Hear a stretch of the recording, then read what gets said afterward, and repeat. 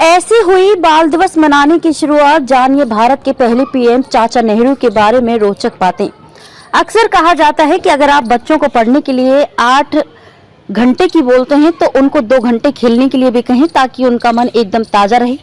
वहीं बच्चों को स्पेशल फील कराने के लिए हमारे देश में प्रतिवर्ष 14 नवंबर को बाल दिवस यानी कि चिल्ड्रंस डे के रूप में मनाया जाता है।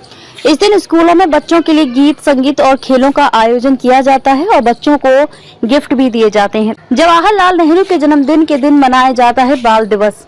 भारत के पहले प्रधानमंत्री पंडित जवाहरलाल नेहरू को बच्चे प्यार से चाचा नेहरू भी कहते हैं। जवाहरलाल नेहरू का मानना था कि बच्चे किसी भी समाज की मूल नींव होते हैं, इसलिए उनका पालन पोषण उपयुक्त वातावरण में किया जाना चाहिए और पंडित जवाहरलाल नेहरू की जयंती के उपलक्ष्य में हर साल 14 नवंबर को बाल दिवस मनाया जाता है।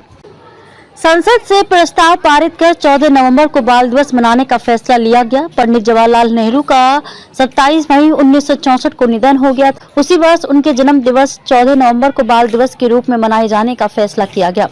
पंडित नेहरू को सम्मान देने के लिए संसद में सर्वसम्मति से बाल दिवस के रूप में मनाए जाने की घोषणा की गई और तभी से इस दिन मनाया जा रहा है। बाल दिवस मनाने का क्या है मुख्य उद्देश्य? पंडित नेहरू के अनुसार बच्चे ही हमारे समाज का आधार हैं, इसलिए इस दिन को बच्चों के अधिकारों, उनकी देखभाल करने और उनको अच्छी शिक्षा देने के साथ ही लोगों को इस बारे में जानकारी देना ही इसका मुख्य उद्देश्य है।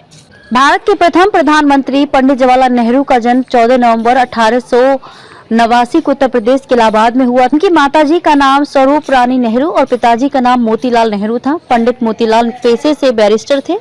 वहीं पंडित नेहरू की धर्मपत्नी का नाम कमला नेहरू था। इनकी एक बेटी इंदिरा गांधी जो लाल बहादुर शास्त्री जी की उत्तराधिकारी बनी और देश की पहली महिला प्रधानमंत्री थी।